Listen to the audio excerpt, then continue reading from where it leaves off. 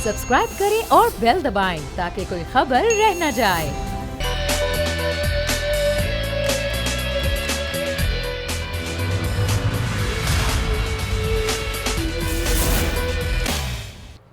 बिस्मिल्लाहिर्रहमानिर्रहीम, अस्सलाम वालेकुम। प्रोग्राम में मैं सुमैया रिजवान आपको वेलकम कहती हूँ। नाजरीन, मुल्क की सियासी सूरत हाल, मुल्क की कोरोना की सूरत हाल, वज़ीर आज़म का दौरा है सऊदी अरब, ये आज हमारे प्रोग्राम के टॉपिक्स हैं। लेकिन सबसे पहले हम ज़रा आज के प्रोग्राम में बात करना चाहेंगे मियाँ शहबाज शरीफ की रवानगी के हवाले से। आपको याद है कि अब से कुछ ही रोज़ पहले लाहौर हाई कोर्ट के हुक्म पर यह कहा गया कि अब उनको एक मशरूत इजाज़त मिल गई कि वो बैरून मुल्क सफ़र कर सकते हैं, और उनको ये कहा गया कि वो जो एक टाइम पीरियड है उसमें उनको मुल्क वापस लौटना होगा। उन्होंने बताया कि उनको इलाज की गर्ज से मुल्क से बाहर जाना है। इससे पहले भी वो बाहर गए और वापस आ गए।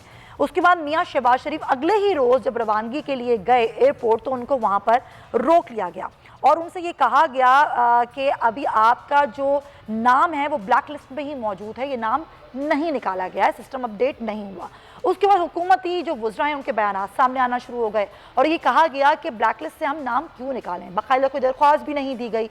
और एक ऐसा शख्स जिसने एक मफरूर की गारंटी ली है उसको हम कैसे बाहर भेज सकते हैं। बहुत सारे बयानात थे जो मुख्तलिफ वफाकी वज़रा के सामने आए।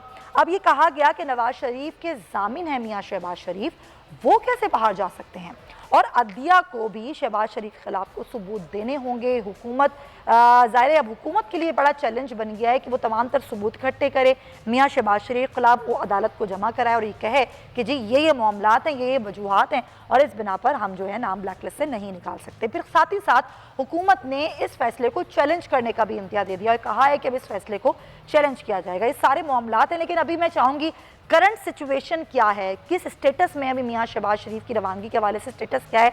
आरिफ मलिक हमारे नुमाइंदे हमारे साथ हैं, पहले उनसे डिटेल लेते हैं, फिर मैं अपने पैनलिस्ट से आपका तारुफ करवाऊंगी। आरिफ, करंट सिचुएशन क्या है, स्टेटस क्या है, अभी हुकूमत क्या कर रही है और मियाँ शहबाज शरीफ की जानिब से बाकायदा कोई दरख्वास्त दी गई है नाम ब्लैक लिस्ट से निकालने के लिए?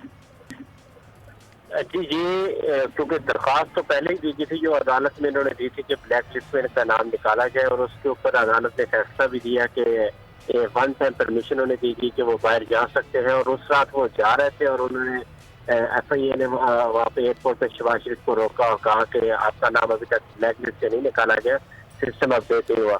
तो ये तमाम सब प्रोसेस वो कर चुके थे और उन्हें ये उम्मीद थी, क्योंकि एक इम्पोर्टेंट चीज़ आपको बताऊँ कि उस दिन शहबाज शरीफ की बीट रिपोर्टर्स के साथ मुलाकात जारी थी, उन्होंने बुलाया और उस टाइम उन्होंने बता ही रहे थे कि उन्होंने सोमवार की उनसे डॉक्टर से जो है वो अपॉइंटमेंट ली हुई है और उन्होंने वहाँ पर जाके अपना इलाज करवाना है। और दो चीजें उन्होंने बताई थी कि एक कमर का दर्द है और दूसरा उन्हें कैंसर के इलाज के लिए घर से वहाँ पर जाना है। तो उससे कुछ ही दौरान जो है अदालत ने बुलाया और अगले एक घंटे के अंदर उन्हें ये पता चल गया कि वो उन्हें रिलीफ मिल गया। और उस दौरान उन्हें ये भी बताया कि मेरी टिकट भी हुई है और सुबह के टाइम से टिकट हुई है, 2:30 से 3 बजे के करीब मैंने बाहर जाना। तो उन्हें मुकम्मल तौर पर ये अंदाजा था कि रिलीफ भी मिल जाना है और वो आज बाहर भी चले जाएंगे। ये उनका कि उन्होंने टिकट ऑलरेडी पहले ही करवा ली थी। हालांकि अदालत में उन्होंने एक रोज पहले एप्लीकेशन दी थी और अगले रोज ही अदालत में जो है वो एप्लीकेशन की जो है वो समाप्त भी हुई और उस दौरान अगले रोज ही अदालत ने उन्हें शहबाज शरीफ को बुला भी दिया और उनसे पूछ भी लिया, गारंटी भी ले ली कि आप लोग आपका ये टाइम भी बता दें। तो हमारी खानदानी तरह से जब हमारी दोबारा बात हुई तो वो ये कह रहा था कि शहबाज शरीफ को जाना है और 3 जुलाई को वापस आना था। तो ये टाइम पीरियड भी काफी ज्यादा था, 3 जुलाई को उन्होंने वापस आना था। तो ये अब जब वहाँ पर पहुंचे एयरपोर्ट के ऊपर तो FIA ने वहाँ पर रोका। तो अब हुकूमत इस पर जो है वो अपील पे जा रही है और शहबाज शरीफ का जो जाना है वो अब ईद के बाद मुमकिन होगा, क्योंकि अब क्योंकि जो हुकूमत है वो चाहती है कि शहबाज शरीफ को बाहर नहीं जाना चाहिए और वो कोशिश भी कर रहे हैं कि उन्हें रोका जाए। और ये मीडिया ट्रायल तो होगा उनका अब शहबाज शरीफ का किस घर से किस वजह, क्योंकि मुशर्रफ टाइम में आप देखें जब मुशर्रफ का टाइम था, मुशर्रफ जहाँ पर अदालतों का सामना कर रहे थे तो वो भी बाहर जाना चाह रहे थे इलाज की घर से। तो यही मुस्लिम लीग नून के ठीक है आरिफ मलिक, वैसे ही बहुत शुक्रिया। वैसे ही हुकूमत पर अच्छा खासा प्रेशर है। मियाँ नवाज शरीफ जब से बाहर गए तो हुकूमत जो है वो वैसे ही तनकीद की जद में है कि उस वक्त की जो मेडिकल टीम थी उन्होंने जो तमाम तर रिपोर्ट्स दी उसकी बिना पर अदालत ने फैसला दिया। और अगर मियाँ शहबाज शरीफ भी वापस चले जाते हैं तो ये प्रेशर और बढ़ जाएगा। इसी बात करने के लिए मौजूद हैं कराची स्टूडियो से ज्वाइन करें सीनियर सहाफ़ी तज़किया का एडिटर चीफ बोल्ड न्यूज़ नज़ीर लगारी साहब। बहुत शुक्रिया लगारी साहब आपका। सिद्दीकुल फारूक साहब पाकिस्तान मुस्लिम लीग नून से हमारे साथ मौजूद हैं। सिद्दीकुल फारूक साहब आपका भी बहुत शुक्रिया। और नदीम कुरैशी साहब पाकिस्तान तहरीक इंसाफ से हमें ज्वाइन कर रहे हैं। बहुत शुक्रिया तमाम हज़रात का। मैं चाहूँगी सिद्दीकुल फारूक साहब आपसे पहले बात करूँ, ये मियाँ शहबाज शरीफ साहब इतने श्योर थे कि उनको अदालत से रिलीफ मिलेगा ही मिलेगा तो उन्होंने एक दिन पहले टिकट करवा ली थी।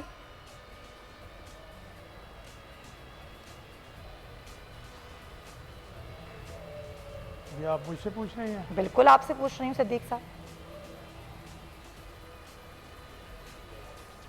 अच्छा, बिस्मिल्लाहिर्रहमानिर्रहीम। पहली बात तो ये है कि हुकूमत को भी हाई कोर्ट का तकरीबन 26 सफ़े का तफसीली फ़ैसला पढ़ लेना चाहिए, और अगर उन्होंने रोका है तो उससे फिर आप देख लीजिएगा कि ये अब अदलिया बमुकाबला हुकूमत हो गई है। आपने जो सवाल किया है कि जी वो इतना उन्हें यकीन था, ज़ाहिर है ज़मानत पहले हो चुकी थी और उसके बाद अदालत ने इजाज़त भी दे दी थी, तो बहुत से जो इंतज़ामात हैं वो पहले कर लिए जाते हैं, तो उन्होंने ये इंतज़ाम सीट का कर लिया। अब अगर उन्होंने इजाज़त अदालत ने दी उसको इन्होंने रोक लिया खड़े होकर, तो फिर मैं समझता हूँ कि शहबाज शरीफ साहब का इक़दाम ठीक था, हुकूमत का इक़दाम गलत है। लेकिन हुकूमत का तो यहाँ है ना, अपील में तो जा सकती है ना हुकूमत। उसका जवाब देता हूँ कि जी नवाज शरीफ साहब के वो गारंटर जी, लेकिन अपील में जाने से पहले उन्होंने रोका क्यों है जब तफसीली फैसला आ गया है?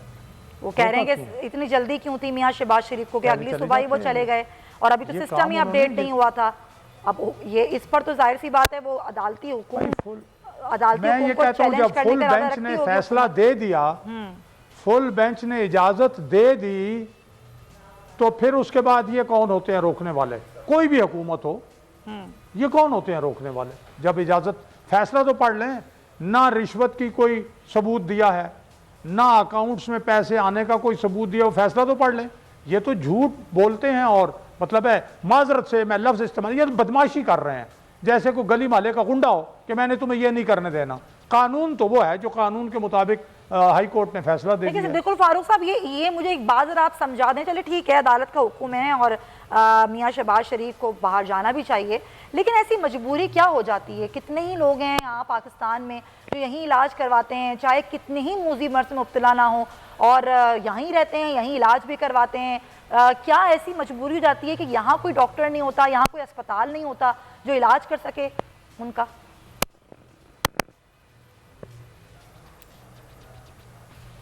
कैंसर का इलाज जब ये सऊदी अरब में थे, हाँ, वहाँ कैंसर जो है वो खासा संगीन हो गया। वहाँ से बराह रास्त शहबाज शरीफ साहब गए बरतानिया, सही है, और उनका काफ़ी अरसा इलाज होता रहा और अल्लाह ने किया कि वो उस शदीद कैंसर से बच सके। सही है, मेरी आवाज़ आ रही है? बिल्कुल आ रही है। वो सऊदी अरब से सीधे गए थे बरतानिया। जी बिल्कुल। नहीं आ रही आवाज़? आ रही है। सऊदी अरब से सीधे बरतानिया गए जब वो डिटेक्ट आ रही है। अब उसके बाद उन्होंने उन्हीं जो उनके मुआलिज हैं, जो डॉक्टर्स हैं, उनके पास हर 6 महीने के बाद वो जाते हैं, जो डॉक्टरों की भी एडवाइस है, तो इसलिए उनका जाना कोई मसला। लेकिन दूसरी बात यह है जो आप सवाल मुझसे पूछ रही हैं, आपका हक है पूछें, लेकिन ये सारी बातें हुकूमत, इमरान खान, वजीर दाखिला, वजीर इत्तलात और नशरियात और वो जो बैरिस्टर साहब लाए हुए हैं, उन सबको हाई कोर्ट से पूछना चाहिए। सही है कि जनाब आप क्या, क्यों आपने इजाजत दी है? ठीक है, वो वहां से पूछे ना। सही है, बिल्कुल सही है, बिल्कुल सही है। नदीम कुरैशी साहब, ये मीडिया में आके सवालात पूछना, मीडिया में आके बताना कि जी हम ये नहीं कर रहे, हम ये कर रहे हैं, हुकूमत को जो करना है वो कर गुजरे। अगर हुकूमत ने मियाँ नवाज शरीफ साहब को वापस लेकर आना है वो ला सकती है। ये सब कुछ इतनी मतलब हुकूमत के पास इख्तियारात हैं तो वो ले आए। ये ना बताए कि हम जाने देना नहीं चाहते थे, हम ऐसा नहीं चाहते थे कि मियाँ साहब चले जाएं। आज मियाँ शहबाज शरीफ को लाहौर हाई कोर्ट ने अगर परमिशन दी है, हुकूमत चैलेंज करने का इरादा रखती है तो कर दे। चैलेंज कर दे। ये कहना कि जी वो वहाँ पर क्यों जाना चाहते हैं, उनको क्यों जाना है, अब अगर अदालत ने इजाज़त दे दी है, आप अदालत के फैसले को नहीं मानते, आप इसको अपील में लेकर जाना चाहते हैं, आप लेकर जाइए। ब्लैक लिस्ट से नाम क्यों नहीं निकाला गया, उसकी क्या वजूहात थी। दूसरी बात यह है कि अगर आप ये समझते हैं कि एक गारंटर हैं, वो अगर बाहर चला गया तो वो क्या, तो जो शख्स जो मफरूर है, जिसको जो कि एक सजा याफ्ता मुजरिम है, उसको आप वापस नहीं ला सके, आप इन लोगों के खिलाफ किसी किस्म के कोई सबूत पेश नहीं कर सके, तो आप किसी को जाने से कैसे रोक सकते हैं? बिस्मिल्लाह।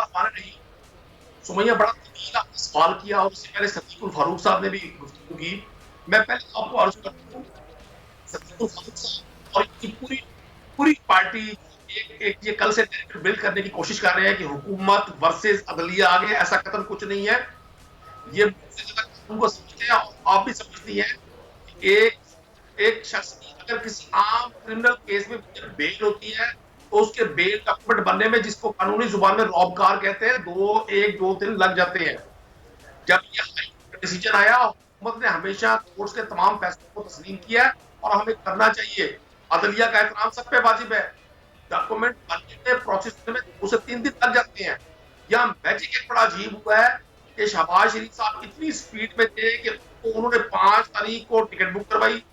अच्छा, आप ये कह रहे हैं कि आप लोग ब्लैक लिस्ट से नाम निकालना चाहते थे, ऐसी कोई बात नहीं थी, लेकिन टाइम लगता है ना, ये कहना चाह रहे हैं। मैं ये कहना चाह रहा हूँ। अच्छा, अब मैजिक इसमें क्या है, जादू क्या हुआ इसमें, एक बहुत बड़ी एक साइंस, जो scientific science, political scientific science जो इन्हीं लोगों के पास है, ताकतवर लोगों के पास, वो इंप्लीमेंट की गई कि 5 तारीख को अपील की गई और टिकट बुक करवाई गई, 6 को अपील की, 7 को डिसीजन आ गया। ये मेंटली इतने रेडी थे कि इनको पता था दुनिया की कोई ताकतवर लोग, अमीर लोग, उनके लिए कानून अलग, गरीब के लिए अलग। ये बातें ना हुकूमत की मुंह से अच्छी नहीं लगती। ये निजाम तो आपने तब्दील करना है सर, एक आम आदमी तो ये निजाम तब्दील नहीं करेगा। देखिए, मैं आपको एक अर्ज कर दूं, हर चीज का एक वक्त मुकर्रर होता है। मुझे जवाब दीजिएगा ताकि आपके सुनने वालों को समझ आए हम कहना क्या चाह रहे हैं। अभी आपने सदीकुल फारूक साहब से बड़ा हिस्टोरिकल क्वेश्चन किया कि जी क्या वजह है कि 22 करोड़ की आबादी के इस मुल्क में 35 से 40 साल हुक्मरान रहने वाले हुक्मरान भी टॉप पोजीशन पर, 3 बार प्राइम मिनिस्टर, 3 बार चीफ मिनिस्टर, अपने लिए एक भी हॉस्पिटल नहीं बना सके। या ये इस के 20-22 करोड़ लोग भेड़ बकरी हैं कि वो सिर्फ इनकी हुक्मरानी के दिनों में इनको बतौर हुक्मरान इस मुल्क में देखें।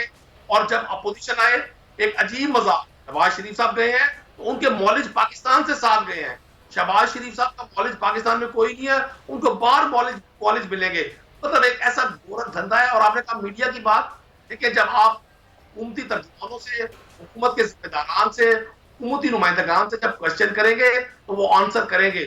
हम इस फैसले को, मेरा सवाल तो ये है ही ना सर कि हम क्वेश्चन करेंगे तो आप आंसर करेंगे। मैं तो आपसे ये पूछ रही हूँ कि आपके हर हुकूमती तर्जुमान, हर वुज़रा ये कहते हुए नजर आ रहे हैं कि ये तो अलग ही कानून है, अमीर के लिए अलग है, ताकतवर के लिए अलग है। तो सर ये कानून साजी करना, ये निज़ाम को चेंज करना हुकूमत का काम होता है, अवाम का, मीडिया का, दिगर लोगों का काम तो ये नहीं होता। आप कर दें निज़ाम को चेंज। वो वक्त जरूर आएगा इंशाल्लाह जब पाकिस्तान तहरीक इंसाफ के पास 2/3 अक्सरियत होगी। आपको भी मालूम है, मुझे भी मालूम है। चले ठीक है, आप ये कह रहे हैं कि आप मजबूर हैं, आपके पास 2/3 अक्सरियत नहीं है, इसलिए आप कुछ नहीं कर सकते हैं, आप लोग बेबस हैं। ठीक है, ठीक है सर, पॉइंट टेकन। मेरे पास वक्त कम है, जब मैं चाहूंगी और भी सारे मेहमान हैं उनसे ही बात करूं। लगारी साहब, हुकूमत बेबस है, हुकूमत अभी कुछ नहीं कर सकती। ये ताकतवर का निज़ाम है, एक अमीर के लिए अलग कानून है, गरीब के लिए अलग कानून है। गरीब तो जेलों में, बीमारियों में मर जाता है, लेकिन अमीर या ताकतवर इंसान, उसके पास वसाइल भी हैं, उसके पास पैसा भी है, उसके लिए अलग मामलात होते हैं, वो चला भी जाता है। ये हुकूमत कह रही है और होता भी ऐसा ही है। लेकिन हुकूमत ये भी कह रही है कि उसके बाद 2/3 अक्सरियत नहीं है, वो कुछ भी नहीं कर सकती है अभी फिलहाल। हाँ, अलबत्ता वो जाने से रोक जरूर सकती है, वो बयानात जरूर दे सकती है, वो सवालात जरूर कर सकती है। तो ये वो कर रही है हुकूमत जो कर सकती है। देखें, जो मुल्क समाजी और सियासी तौर पर मुनक़सिम हो और जिस पर कई सतहें हों, एक सतह एक परत, फिर दूसरी परत, फिर तीसरी परत, फिर चौथी परत, जहाँ आपका 6 किस्म का निज़ाम तालीम हो, जिस मुल्क के अंदर इंसाफ के मुख्तलिफ मयारात हों, तो उसमें ये सब कुछ हो सकता है। अगर इस मामले को देखा जाए, ख़ास तौर पर इस मामले को, तो उनकी जो है वो लगभग 15-16 साल की उनकी हिस्ट्री है बीमारी की। जब वो वहाँ थे तो फैमिली को छोड़कर चले गए थे, क्योंकि उनकी तबीयत बहुत ख़राब हो गई थी। जद्दा में, लंदन में गए, लंदन रहे तो वो डॉक्टरों के एडवाइस के मुताबिक साल में 2 मरतबा दिखाते रहे। यहाँ वापस है, यहाँ चीफ मिनिस्टर बने, चीफ मिनिस्टर बनने के दौरान भी साल में 2 मरतबा उनके पास डॉक्टर्स और हॉस्पिटल प्रिस्क्राइब्ड है और वो वहाँ दिखाते रहे। अब पिछले 2 साल से नहीं दिखा पा रहे हैं, या पिछले 1-1.5 साल हुआ है जब से वो गए थे भाई को लेने के बाद और वापस आए तो नहीं दिखा पाए। जब नहीं दिखा पाए तो उन्हें जाना है। अच्छा, वीज़ा हासिल करने का तरीक़ाकार भी यही होता है कि जनाब हमें दिखाना पड़ता है कि हमारे पास बुकिंग है, हम बताते हैं कि जी हाँ हमारी बुकिंग है, तो वो बुकिंग के हिसाब से हमें वीज़ा जारी कर देते हैं। फिर उस हिसाब से टिकट बनवा लिया जाता है। हो सकता है टिकट बनवा लिया गया हो और फिर कोर्ट में गए, अच्छा कोर्ट ने एक फैसला कर दिया, अगर PMLN फैसला ना माने और डंडे उठाकर सुप्रीम कोर्ट में चले जाए तो फिर हम सब मिलकर PMLN पर डंडे मारना शुरू कर दें और कहते हैं हम कहते हैं कि गलत था वो इक़दाम जब ये गए थे और उन्होंने सुप्रीम कोर्ट के ऊपर चढ़ाई की थी। तो दूसरा तरीका ये होता है जो इस हुकूमत ने किया है, यानी बिल्कुल बायन ही वही क्या, ये कोर्ट पर हमला है, अदालत पर हमला है। आप ये कह रहे हैं कि हुकूम मानना चाहिए था, ये भी एक तरह का हमला है पॉइंट। लेकिन हज़रत सिद्दीक साहब मेरे साथ मौजूद है, माहिर कानून है, मैं चाहूँगी कानूनी राय में ज़रूर हम सियासी बहस कर रहे हैं, लेकिन इस मामले का कानूनी पहलू क्या है हज़रत सिद्दीक साहब से जानते हैं। हज़रत साहब बहुत शुक्रिया आपके वक्त का। सर, जब एक अदालत हुक्म दे दे किसी शख्स को कि वो मशरूत उसको इजाज़त है कि वो ट्रैवल कर सकता है, गो कि उसका नाम ब्लैक लिस्ट में है, हुकूमत को उसका नाम ब्लैक लिस्ट से निकालना है, लेकिन अगर हुकूमत नाम ब्लैक लिस्ट से ना निकाले और नाम निकाले बगैर ही अपील करे तो क्या ऐसा हो सकता है? बहुत शुक्रिया। There is a lot of confusion. हम शायद समझ रहे हैं कि अदालत ने जो हुक्म दे दिया है, जो कह दिया है अदालत में बैठकर, उस पर एक प्रोसीजर है टोटली। जब तक वो ऑर्डर कन्वे ना हो, यानी जब तक वो ऑर्डर आप बाकायदा वहां तक पहुंचाए ना, और इस ऑर्डर में इसलिए बहुत जल्दबाजी हुई, आपके सामने पता है कि सेम डे लगा, उस पर एतराज लगा, एतराज सेम डे दूर हुआ और सेम डे बाकायदा जो रेलेवेंट ऑफिसर से उनको बुलाया नहीं गया, अदालत ने ऑर्डर पास कर दिया। उस दिन फ्राइडे था और फ्राइडे को जब तक ऑर्डर, ये देखिए हमने बात करनी है पॉलिटिक्स से हटकर, जो रियलिटीज में है कि ऑर्डर अदालत ने जारी किया शाम के टाइम, उस वक्त तक तमाम दफ्तर वो बंद हो चुके थे। दफ्तर बंद होने के बाद सिस्टम ये है कि ECL का, फिर ब्लैक लिस्ट का, EL का निजाम सारा कंप्यूटराइज है और मिनिस्ट्री ऑफ इंटीरियर से अपडेट होता है। जब तक वहां से अपडेट नहीं होगा तमाम हवाई अड्डों और पूरी दुनिया के अंदर कनेक्टेड है वो, तब तक नहीं हो सकता। और उन ऑफिसर्स ने कोर्ट के ऑर्डर को तब मानना है कि जब वो ऑर्डर इंप्लीमेंट हो जाए। अच्छा, वैसे टाइम कितना लगता है इस पूरे प्रोसेस में? टाइम कितना लगता है सिद्दीक साहब?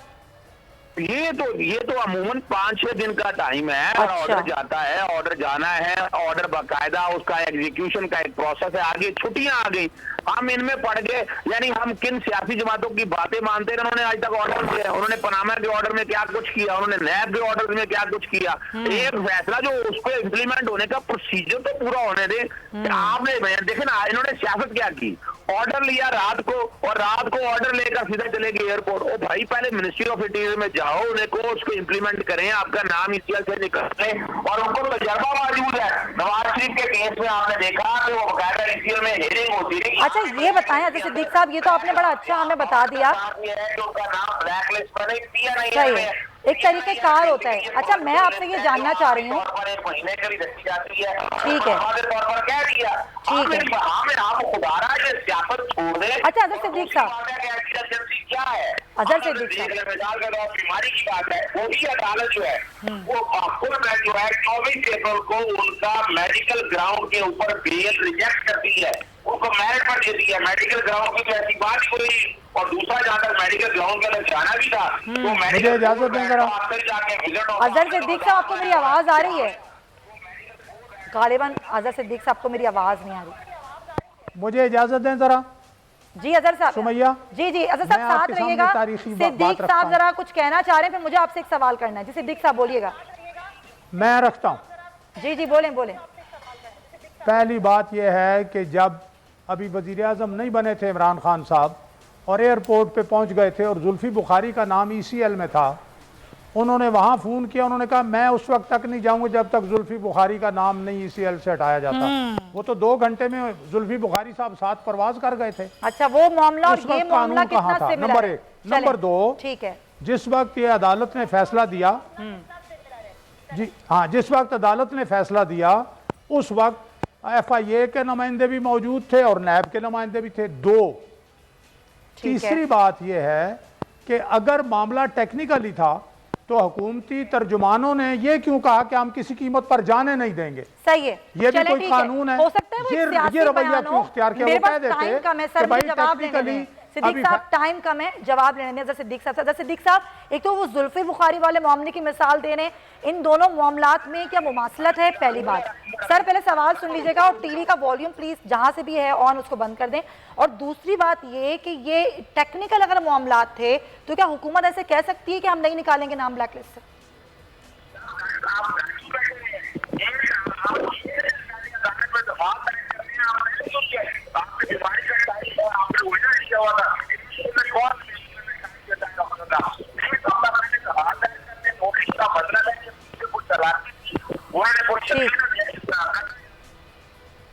ठीक है सिद्दीक साहब, बहुत शुक्रिया आपके वक्त का। मुझे कुछ आपकी बात समझ आई। उन्होंने कहा कि अदालती हुक्म है, एक प्रोसीजर है, उस प्रोसीजर के तहत ही सारी चीज़ें, उसी प्रोसीजर के तहत जो है वो होगा ये वाला मामला भी।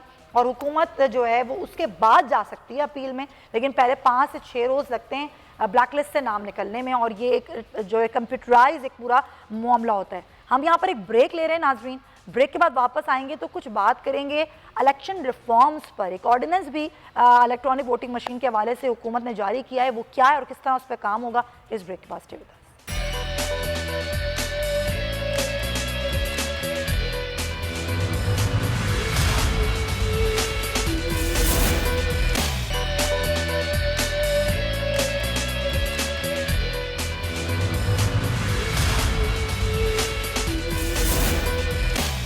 Welcome back to the show. बात है इलेक्शन रिफॉर्म्स की, इलेक्ट्रॉनिक वोटिंग मशीनों के इस्तेमाल की, धांधली को रोकने के लिए क्या ये तरीक़ाकार दुरुस्त है? आपको बताएं कि इलेक्शन कमीशन जो है वो ईद के बाद एक इजलास तलब करेगा जिसमें हुकूमत की जानिब से नाफिज करदा इलेक्ट्रॉनिक वोटिंग सिस्टम के ऑर्डिनेंस जारी किया गया है उस पर बहस की जाएगी। 150 इलेक्ट्रॉनिक वोटिंग मशीनें और 100 BVM खरीदी गई थीं और 2017 यानी कि 26 अक्टूबर 2017 में NA 4 और NA 120 लाहौर 17 सितंबर 2017 को ये BVM इस्तेमाल हुई थी और इसके नताइज कुछ ज़्यादा अच्छे नहीं थे। सवाल ये उठता है कि इससे धांधली रोकना मुमकिन हो सकेगा? थोड़ी कॉस्ट मैं आपको बता देती हूँ, थोड़ी वर्किंग मैंने इस पर की है। तो अगर हम 2023 में अगर हुकूमत और तमाम निज़ाम में ये इलेक्ट्रॉनिक वोटिंग मशीनें लाई जाती हैं तकरीबन 52 अरब रुपए इसके लिए दरकार होंगे जो इलेक्ट्रॉनिक वोटिंग मशीन पर यह खर्चा होगा। 2023 में 1 लाख पोलिंग स्टेशन में 3 लाख बूथ बनेंगे और 50,000 इजाफी इलेक्ट्रॉनिक वोटिंग मशीनें किसी भी एमरजेंसी की सूरत हाल के लिए भी दरकार होंगी। 120 अरब रुपए का ये इजाफी खर्चा होगा जो कि इस नए तजुर्बे पर होगा। इस नए तजुर्बे के बावजूद जो टर्न आउट है या एक्स्ट्रा यहाँ पर जिस तरह कब्जे हो जाते हैं पोलिंग स्टेशंस पर या फिर टर्न आउट में कमी होती है या ख़वातीन के जो वोटिंग के मामलात होते हैं उसका टर्न आउट कम होता है, इन तमाम तर फैक्ट्स पर जो है क्या वो काबू पाया जा सकेगा? क्या इसके बावजूद इतना पैसा खर्च करने के बावजूद भी क्या धांधली को रोका जा सकेगा? कि उसके बाद कोई भी सियासी जमात ये नहीं कह सकेगी कि हमारे साथ धांधली हुई है या इस इलेक्शन में जो है वो बोगस वोट डले हैं या इस इलेक्शन में अपनी मर्जी के ठप्पे लगाए गए हैं? क्या ऐसी कोई सूरत हाल इस पर नहीं हो सकेगी? हम ज़रा अब तमाम तर सूरत हाल पर बात करते हैं और मेहमान हमारे साथ मौजूद हैं। लगारी साहब, मैं चाहूँगी पहले आप ज़रा इस पर अपना कॉमेंट दें। जब हम बात करते हैं इलेक्ट्रॉनिक वोटिंग मशीन की जो कि शायद दूसरे ममालिक में जो है वो इस्तेमाल हो रही हैं, लेकिन कई ममालिक यहाँ पर ऐसे भी हैं जिसमें बरतानिया है, जर्मनी है और बहुत सारे ममालिक हैं जहाँ पर अभी तरीक़ाकार ख़त्म कर दिया गया है क्योंकि उनको ऐसा लगा कि इससे हम नहीं रोक पा रहे और ख़र्चा भी ज़्यादा हो रहा है। क्या पाकिस्तान फ़िलहाल 2023 में ये इस नए तजुर्बे पर जिसमें मैंने कहा कि 52 अरब का खर्चा होगा, क्या धांधली को रोका जा सकेगा? धांधली को रोका सिर्फ एक सूरत में रोका जा सकता है, सिर्फ एक सूरत है और उसके अलावा कोई दूसरी सूरत नहीं है कि धांधली करने वाली जो अथॉरिटी है वो धांधली ना करे। यानी अगर आरोज करते हैं तो आरोज ना करें, अगर कहीं और से होती है तो कहीं और से नहीं होनी चाहिए। क्या धांधली तय कर ली जाती है तो धांधली तय नहीं कर लेनी चाहिए। तय कर लेना है कि ये सीटें उसको देनी है तो नहीं होनी चाहिए। अगर तय होता है कि फलां पार्टी को हरा देना है तो नहीं हराना चाहिए। ये कैसे हो सकता है कि 2002 में PMLN को 12 सीटें मिलें और उसके बाद जो है वो 2013 के इलेक्शन में वो हुकूमत बना ले, और उससे पहले 2002 से 5 साल पहले जो है वो पार्टी 3/4 मेजॉरिटी लेकर, 2/3 से भी ज़्यादा मेजॉरिटी लेकर बैठी हुई थी। फिर अचानक उसकी जो है वो 12 सीटों तक आ गई, फिर अचानक जो है वो 100 सीटों से बढ़ गई। यानी अगर तय मैकेनिज्म कोई ऐसा तय करता है कि इस पार्टी के लिए रिजल्ट बनाना है, इस पार्टी के लिए रिजल्ट बनाना है, अगर रिजल्ट बनाने का फैसला अब भी हो रहा है तो ठीक है, आप 1000 तरीके और अख्तियार कर लें, ये होता रहेगा, चलता रहेगा। पार्टियां आती रहेंगी, पार्टियां जाती रहेंगी, कोई बादशाहों की पार्टी आएगी, कोई दूसरे लोगों की पार्टी आएगी, कोई मकबूल पार्टी आएगी, कोई गैर मकबूल पार्टी आएगी। ऐसी पार्टियां भी इस मुल्क में आई हैं कि जो बाद में पाकिस्तान में एक सीट भी नहीं ले सकेंगी। तो वही जो और ऐसा भी था कि वाकई ऐसा था कि एक पार्टी से कहा गया कि ये लें 20-20 पोलिंग स्टेशन जो हैं आप अपने पास अलग से रख लें, बाकी पोलिंग स्टेशन से इनमें डब्बे भरकर आप पहुंचाएं और रिजल्ट में शामिल कर लें, और पूरा का पूरा रिजल्ट चेंज कर दिया गया। ऐसा होता रहा है। फिर इसके बाकायदा ऐलानात हो रहे हैं, हमने फलां पार्टी को नहीं जीतने देना है, ये ऐलान किया गया। चलें, ये आप कह रहे हैं ना, ये इस बात का इज़हार बहुत सारे लोग कर चुके हैं कि ये एक फैक्टर है। अगर ये सब कुछ इस तरह से रहा तो फिर हम कैसे इलेक्शन को शफाफ बना सकते हैं। आज अगर नदीम कुरैशी साहब, हुकूमत बात करिए इंतखाबी इस्लाहात की, इलेक्ट्रॉनिक वोटिंग मशीन के लिए तो आप लोग एक ऑर्डिनेंस ले आए, इंतखाबी इस्लाहात के लिए आपके पास 2 अक्सरियत नहीं है, फिर एक तासुर कि जी पाकिस्तान में तो फेयर एंड फ्री इलेक्शन कभी हो ही नहीं सकते, क्योंकि जिस तरह भी लगाई साहब ने बात की, इस तासुर को किस तरह जाहिर किया जाएगा? देखिए, मैं आपको कर्ज करूं, एक तो मैं पहले लगानी साहब की बात का जवाब देना चाहूंगा। लगानी साहब ने बड़ी शानदार इसका एनालिसिस किया सारा। इन्होंने फरमाया कि 2002 में एक जमात के पास 12 सीट्स थी और उन्होंने फिर बाद में ज्यादा सीट्स ली। इन्होंने पीएमएलएन का 99 का हवाला दिया और फिर 2001 का हवाला दिया। लेकिन 99 में जब पीएमएलएन की गवर्नमेंट थी और जनरल मुशर्रफ का कू हुआ, जाहिर है नवाज शरीफ साहब बाहर चले गए। अब हमारी चूंकि मेमोरी थोड़ी शॉर्ट हो जाती है, मैं थोड़ा सा हिस्ट्री का स्टूडेंट हूं, मुझे आज भी याद है कि पीएमएलएन के पास उस इलेक्शन में जहां उनको 12 अच्छा, मैं चाहूंगी आपके जवाब को मैं करूं। देखिए, लगानी साहब ने अभी 2 रेफरेंसेस दिए, वैसे तो इन्होंने बड़ी अच्छी एनालिसिस किया, लेकिन हमारी शॉर्ट मेमोरी है, हम भूल जाते हैं कि पीएमएलएन की जो गवर्नमेंट थी 99 की, जब कू हुआ, नवाज शरीफ साहब बैरून मुल्क चले गए और 2002 के जनरल इंतखाबात में पीएमएलएन के पास पूरे पाकिस्तान से कैंडिडेट नहीं थे। उनके मोस्टली कैंडिडेट्स ने पीएमएल क्यों ज्वाइन कर ली। अब हम तमाम तर गुफ्तगू में हमने देखना यह है इस डिबेट में कि आया हमने इन तमाम मसाइल का वो हल भी करना है या नहीं करना। मैं एज ए पॉलिटिक्स के स्टूडेंट के 85 के बाद पाकिस्तान में जो इंतखाब हुआ, ना पीपल्स पार्टी ने जिसमें उनको शिकस्त हुई रिजल्ट को तस्लीम किया, ना पीएमएलएन ने तस्लीम किया। आप ये 2018 के इलेक्शन पे बड़ा ये कहते हैं कि ये बड़ा सिलेक्टेड इलेक्शन था। पाकिस्तान तहरीक इंसाफ ने 41 नेशनल की सीट्स पर 3000 की लीड से कम से शिकस्त खाई। तो मैं समझता हूं सारे लोग इसके विक्टिम हैं और फिर NA 249 के इंतखाब ने तो यही तो चीज को रोक रहे हैं ना। आप कैसे रुकेगी ये तासुर जाहिल हो या फिर कोई और मामला हो, हुकूमत कैसे करेगी? ठीक है, साबिक सेक्रेटरी इलेक्शन कमीशन कुंवर दिलशाद साहब भी हमारे साथ हैं, उनसे बात करेंगे।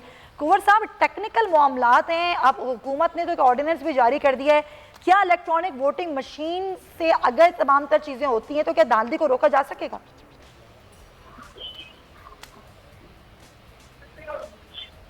जी कुंवर साहब,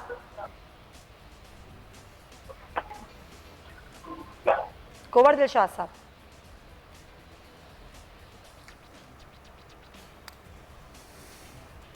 कुंवर दिलशाद साहब की आवाज़ मुझे नहीं आ रही, हम दोबारा अब तक करने की कोशिश करते हैं। सिद्दीकुल फारूक साहब, क्या ऑपोजिशन ये चाहती है कि ओवरसीज पाकिस्तानियों को वोट का हक मिले?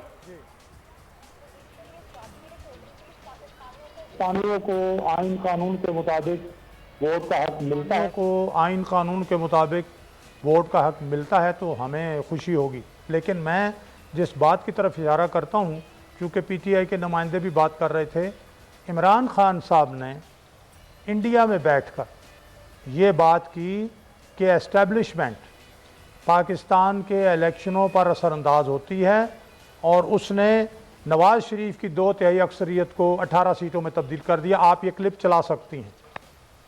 इसलिए इमरान खान साहब की स्टेटमेंट और इस एतराफ़ के बाद अगर उनकी पार्टी के कुरैशी साहब कोई बात कहें तो वो ये तय कर लें कि उनकी बात दुरुस्त है या इमरान खान की बात दुरुस्त, ये फैसला करें। अच्छा, दूसरी बात मैं आपसे अर्ज करूं, वो पहले वाले इमरान खान थे, आज वज़ीर आज़म इमरान खान मुशर्रफ ने ये कहा, रिकॉर्ड पर है।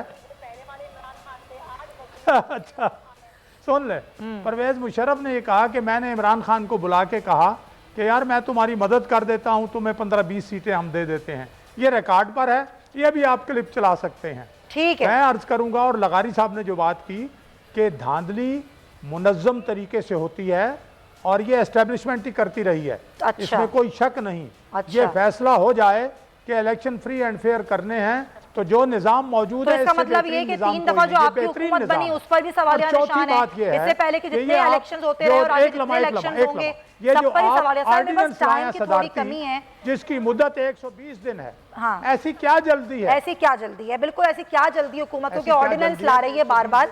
मैं जरा इस पर ज़ाहिर मुझे टेक्निकल जो है वो राय भी लेनी है। कुंवर दिलशाद साहब से हमारा राब्ता बहाल हो गया है।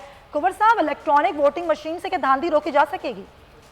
इलेक्ट्रॉनिक वोटिंग मशीन एक बहुत बड़ा एक पेचीदा मसला है और इस पर तमाम सियासी जमातों के स्टेक होल्डरों का एतमाद में लेना बहुत ज़रूरी है, क्योंकि इसके अंदर टेम्परिंग के बड़े आसार हैं। आप जितना चाहें टेम्परिंग कर लें, चिप लगा दें, तो जिसको चिप लगा देंगे सारा वोट उस मुतल्लिका पार्टी को चला जाएगा। तो ये इसमें बड़ा एक गहरी नज़र रखी हुई है, हमने भी रखी हुई है। तो ये जो मसला, ये सबसे पहली बात यह है कि ऑर्डिनेंस के जरिए इलेक्ट्रॉनिक वोटिंग मशीन नहीं होती। और एक बात ये देखें कि सदर पाकिस्तान शख्सियत है, हम उनका बड़ा एहतराम करते हैं, लेकिन वो फाइल नहीं पढ़ते वो। और उन्होंने जो ऑर्डिनेंस जारी किया उसमें बेपनाह गलतियां हैं, और वो मैंने गलती उनको बताई कि भाई आपके अंदर टेक्निकल गलतियां इसके अंदर। लेकिन बहरहाल उन्होंने जवाब तो देना अपनी शान के मुताबिक वो नहीं समझते, लेकिन बहरहाल हमने उनको बता दिया कि ऐसा ऑर्डिनेंस में गलतियां, इतनी जल्दबाजी में ऑर्डिनेंस किया कि ये बताएं क्या कि गलतियां हैं उस ऑर्डिनेंस में? आपने क्या गलतियों की निशानदेही की? वो ये है कि उसमें लफ्ज लिखा हुआ है वो वोटर्स कास्टिंग। वोटर्स नहीं होता, वोट कास्टिंग होता है। उन्होंने जहां जहां पड़ा काम वहां वोट की जगह वोटर्स लिख दिया। वोटर होता है वोट डालने वाला, हाँ। वोट होता है बैलेट पेपर। बिल्कुल। लेकिन उसमें ना हर लाइन के उनकी ऊपर नियत भी यही है कि वोटर को कास्ट किया जाए, वोट ना कास्ट किया जाए। उनकी नियत भी यही है। बात भाई ये यहाँ फरमा रहे, सही फरमा रहे। अच्छा, अब ये कह रहे हो कि प्राइम मिनिस्टर हाउस में बड़े बड़े काबिल तरीन इनके माहिरीन हैं, बाबर रवान साहब हैं, बड़े बड़े काबिल हैं, फारूक नसीम साहब हैं, लेकिन समझ में नहीं आया कि उन्होंने जो ड्राफ्टिंग बनाई तो उन्होंने वोटर्स और वोट का आपको लग रहा है जल्दबाजी में ऑर्डिनेंस जारी किया गया? जल्दबाजी में किया। फिर प्रेसिडेंट साहब के पास एक बहुत बड़े कॉन्स्टिट्यूशनल एडवाइजर हैं जो लाहौर हाई कोर्ट के चीफ जस्टिस रहे, जाहिद बुखारी साहब, तो उन्होंने नहीं देखा।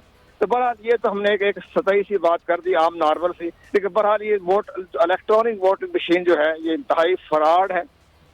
आम लोगों की समझाने के लिए मैं कह रहा हूँ फ्रॉड है ये। अच्छा। अरे ये मैं इसके फ्रॉड के बारे में, लेकिन ऑर्डिनेंस के तहत इलेक्शन कमीशन पाबंद हो गया है, इस पर वो बहस कर सकते हैं। पाबंद नहीं होगा, नहीं होगा, पाबंद नहीं है, पाबंद नहीं है। बहस हो सकती है, ऑर्डिनेंस की कोई वैल्यू नहीं होती।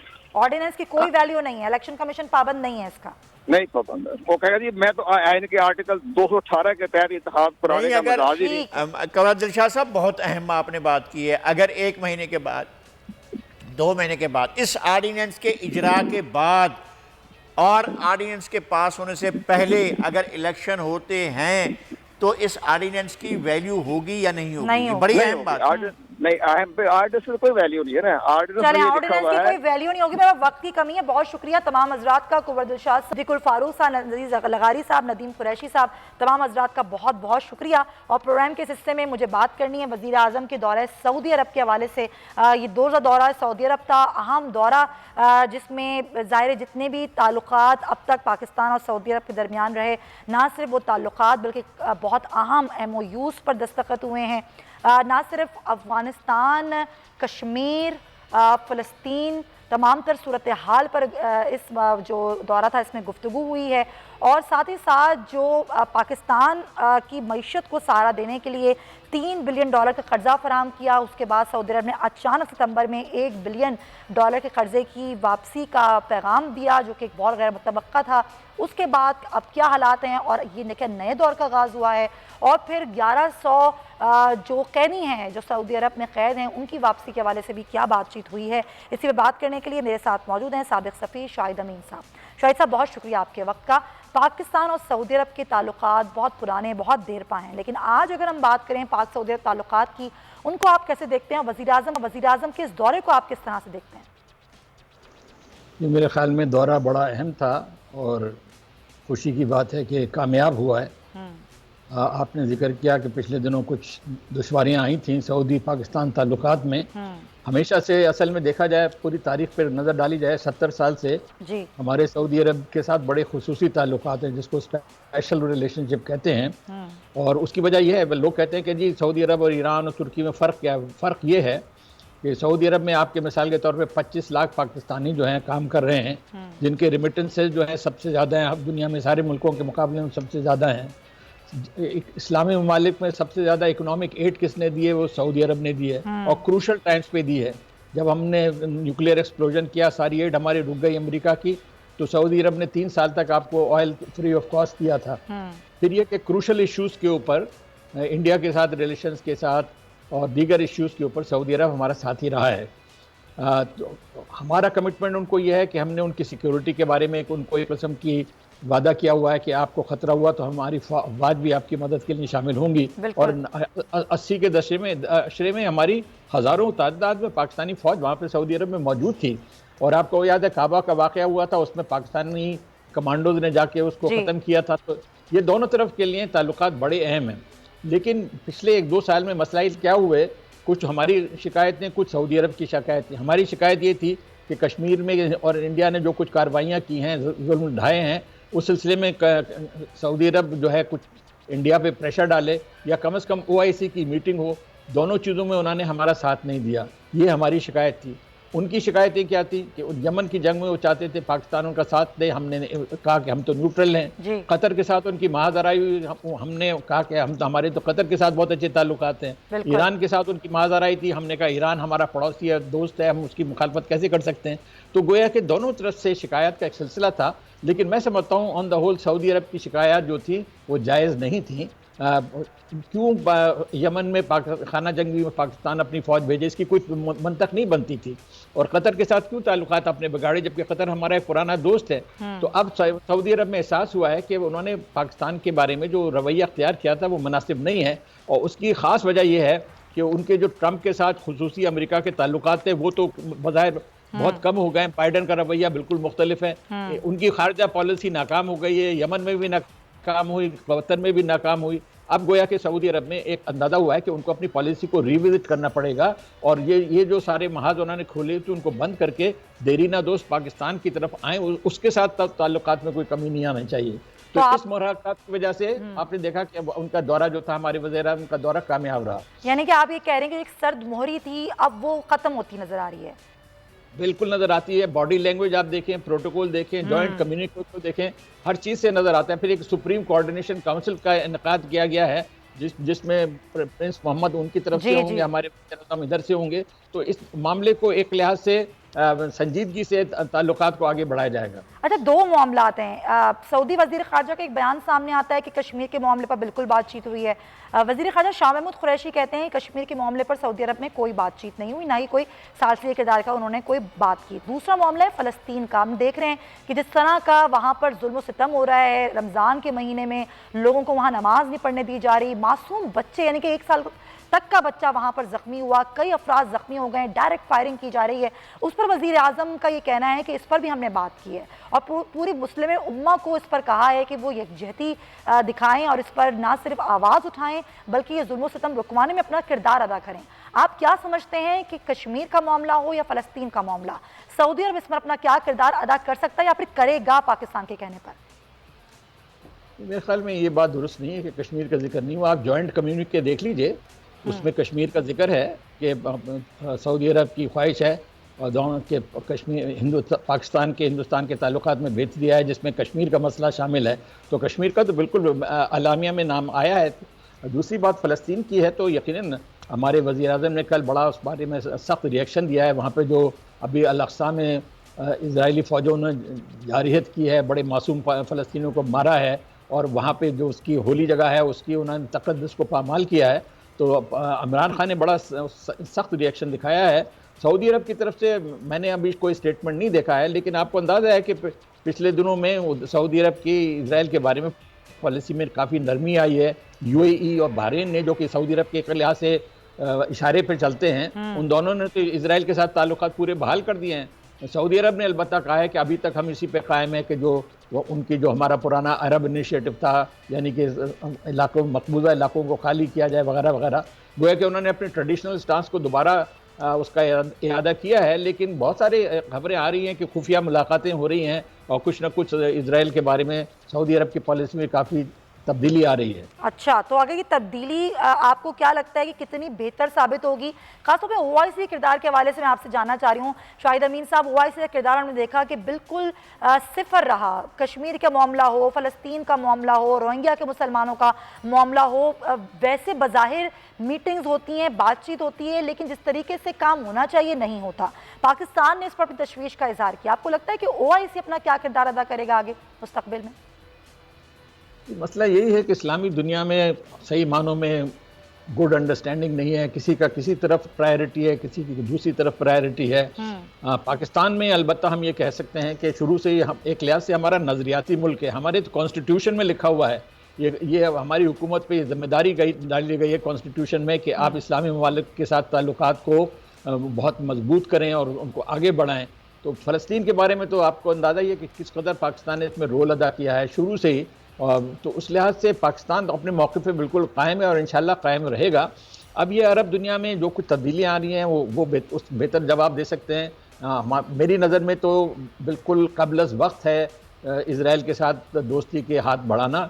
इजराइल की पॉलिसी में तो कोई तब्दीली नज़र नहीं आती। अब अल-अक्सा में कल क्या हुआ है, तो इन हालात पे उम्मीद करनी चाहिए कि सऊदी अरब में और बाकी इस्लामी ममालिक में, सिर्फ सऊदी अरब का क्यों जिक्र किया जाएगा, और इस्लामी मुल्कों ने क्या किया इस सिलसिले में। तो ओआईसी भी कुछ फाल नहीं है। ओआईसी इसलिए फाल नहीं है कि जब आपस में मुल्कों में तावन नहीं होगा एक इशू के ऊपर, तो ओआईसी तो एक फोरम है, वो तभी फाल होगी जबकि सब मुल्कों में इत्तेफाक होगा और ओआईसी फोरम के जरिए से कोई आगे कदम बढ़ाएंगे। लेकिन बहरहाल कोशिश करनी चाहिए कि आपस में अंडरस्टैंडिंग बढ़े। और सऊदी अरब पाकिस्तान जो है बहुत ही अहम ममालिक हैं इस्लामी दुनिया के। इन दोनों में जितना ताउन होगा उतना ही इस्लामी उम्मा इस्लाम को फ़ायदा होगा। बिल्कुल आप सही कह रहे हैं। अच्छा, एक खबर और भी सामने आई कि ईरान भी तस्दीक कर रहा है कि सऊदी अरब से मुज़ाकरात हुए हैं।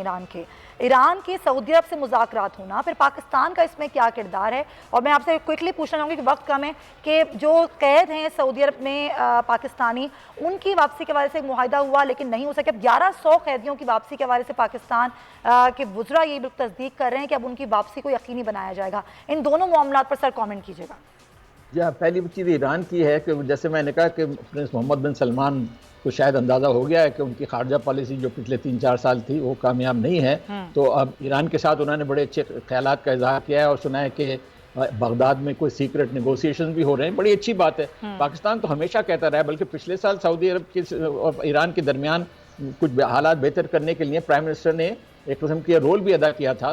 तो लेकिन असल चीज़ ये है कि जब सऊदी अरब खुद इस बात का फैसला करेगा कि हम ईरान के साथ ताल्लुकात बेहतर करने, तभी मामला आगे जाएगा। जहाँ तक जेलों की बात है तो वहाँ पे देखिए वो मसला यह है कि हमारे बहुत सारे लोग जो हैं छोटे छोटे जुर्मों के सिलसिले में जेलों में पड़े हुए हैं। और उनमें मैं आपको मिसाल दूं, लोग जाते हैं उम्रा करने के लिए, हज करने के लिए, ओवर स्टे कर जाते हैं, वापस नहीं आते हैं। वो कानून की खिलाफ वर्जी तो है, लेकिन फिर ये भी तरीका नहीं है कि जेल में डाल के उनको भूल गए। भाई अब उसमें जेल में 15 दिन की सजा दो, 1 महीने की सजा दो, फिर उसको फारिग करो। वहाँ पे ये जो जेल में जाके आदमी को भूल जाते हैं वो। तो ये हमारी ख्वाहिश है कि कम से कम जो माइनर ऑफेंसेस में लोग इन्वॉल्व हैं उनको आप रिलीज कर दें, उनको रिलीज करें। और बिल्कुल पाकिस्तान इस पर बात भी कर रहा है, उम्मीद है कि ऐसा हो पाएगा। शाहिद अमीन साहब, बहुत शुक्रिया आपके वक्त का। सर, बड़ी अहम गुफ्तगू आपसे हुई। प्रोग्राम का भी वक्त खत्म होता है, अपना ख्याल रखिए। अल्लाह हाफ़िज़।